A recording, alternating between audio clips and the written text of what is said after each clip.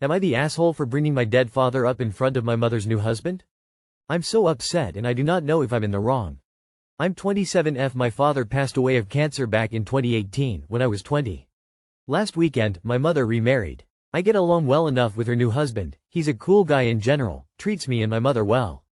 He also has a 13-year-old daughter from a previous relationship, as he's been married and divorced his ex. They have a 50-50 custody split of their daughter. During the wedding on Saturday, everyone had fun. I even shed some tears of joy for my mom.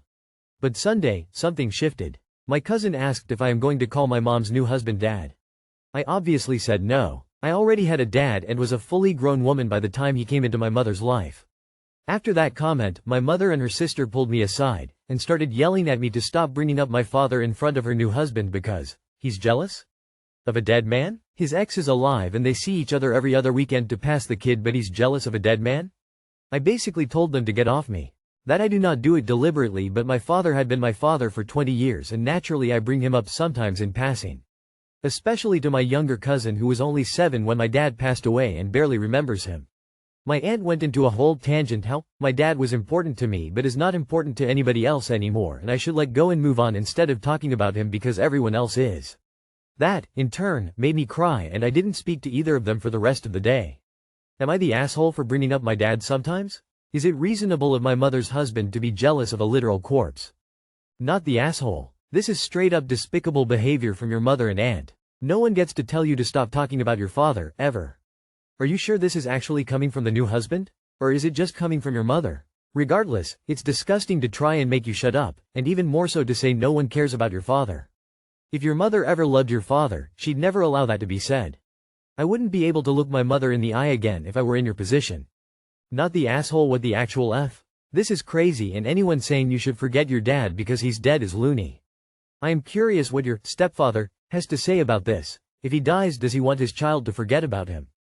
Damn, mom and aunt, especially aunt, are tush. If your aunt says something like that again, tell her you're never going to stop keeping the memory of your dad alive. However, to make her happy, you promise that after she dies you'll make sure to move on and act like she never existed. Not the asshole. I talk about my belated mom to my stepmom.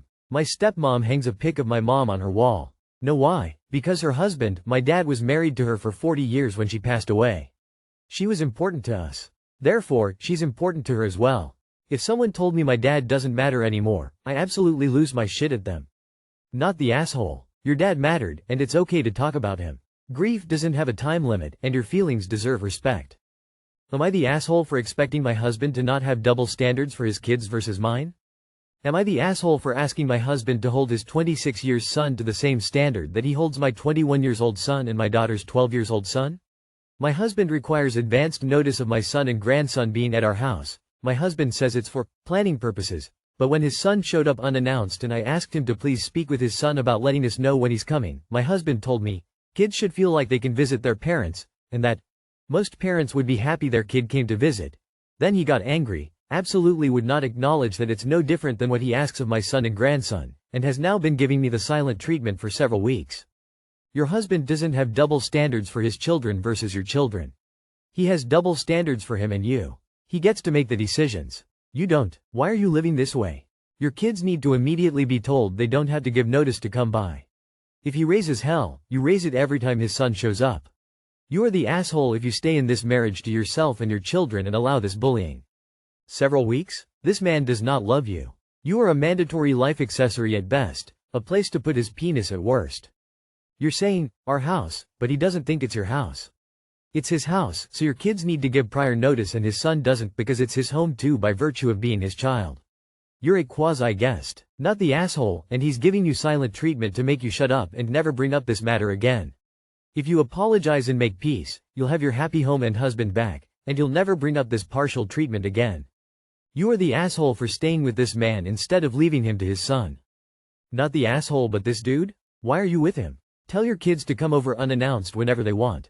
Ex-husband can kick rocks. Am I the asshole for asking for my eggs of toast? I bought breakfast at a cafe. I would say I am reasonably regular, like they would recognize me. I ordered the same thing I always do, a veggie breakfast. They always put the eggs on the plate and never on the toast. I always have to move them and sometimes I break them. I like it better when the eggs are already on the toast. I asked them today when I ordered if they could put the eggs on the toast. The owner acted like I was being really fussy and said I could put them on myself.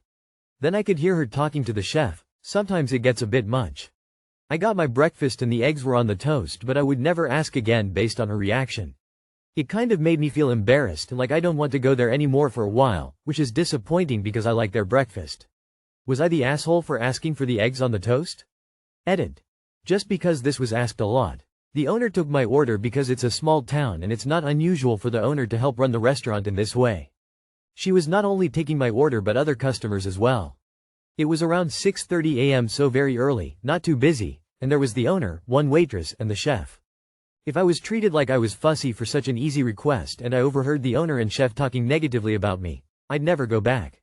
I'd figure it was made real clear that place doesn't want my business.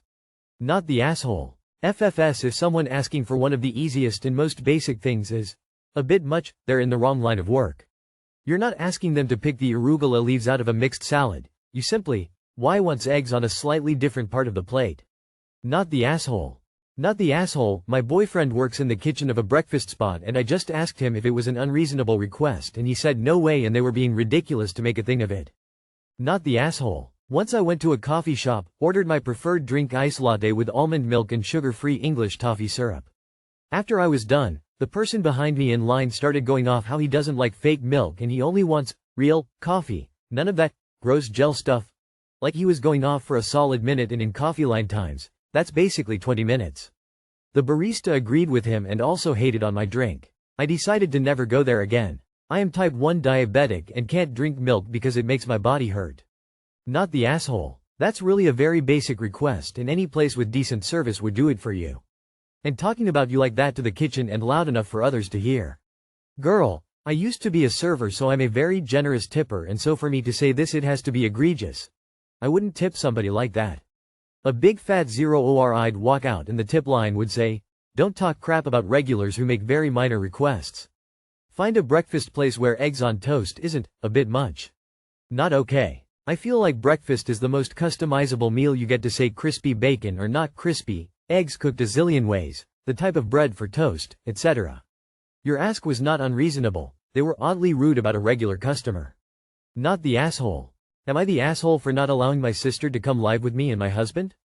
I, 32F, currently live with my husband, 37M, in a 2-floor house in the suburbs that is big enough for both of us and also to house lots of guests if needed. 7 years ago, when I was 25, I lost my one and only soulmate, my best friend. She was my world and my rock and everything made sense around her. I could talk about her all day, but that would take too long to write down and I would probably break down in tears anyway. Winking face. After she passed away due to a horrible freak accident, I fell into a depression that led to me drinking away my feelings. This completely altered my life for the worse. I lost my apartment, my friends, my family and my life. I had absolutely no one and my parents were so ashamed of me that they refused to let me live with them. And my sister? She claimed she was living in an apartment that was way too small and that she couldn't house me. I ended up being hopeless and desperate for a long time. 6 years and a million meetings later, I am now fully sober with a kid on the way. I never kept contact with my family after what happened. Instead, I focused on myself and met the love of my life.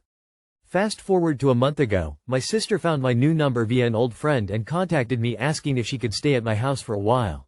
She had lost her job and had been through a tough divorce and lost her house as well. She had apparently sold the house my parents bought her to live with her partner and later lost the house due to the divorce. Obviously I refused, reminding her of how she treated me in the past. Last week, my parents and my sister somehow found my address and came to my house demanding to let my sister stay here. My sister defended her past actions by revealing that she found out she was pregnant after my best friend passed away but never wanted to tell me due to the fact that I was grieving.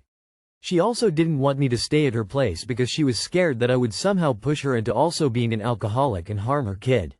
She said that her situation is different now because she already has kids, that her ex-husband has custody of, and that she wants to get her life together and needs my help. After a long discussion, things were getting heated and I had to call the police. I am now thinking of filing a restraining order against them, but my husband is telling me to let my rage go and help my family. I honestly don't know what to do. I already feel super stressed whilst pregnant and have hormones jumping out of my ears, so that may also be the reason for me being extra angry. I need someone's opinion on this situation who doesn't know me, and I'm hoping for some advice. P.S. Sorry for the super long post, and I also apologize for my English, I am not a native speaker. Not the asshole, let your parents take her in, and why isn't your husband backing you 100%? Not the asshole. Explain to your husband. 1. You and your sister do not have a good relationship, despite the circumstances above. 2. Allowing her and her kids in your home will bring drama and misery.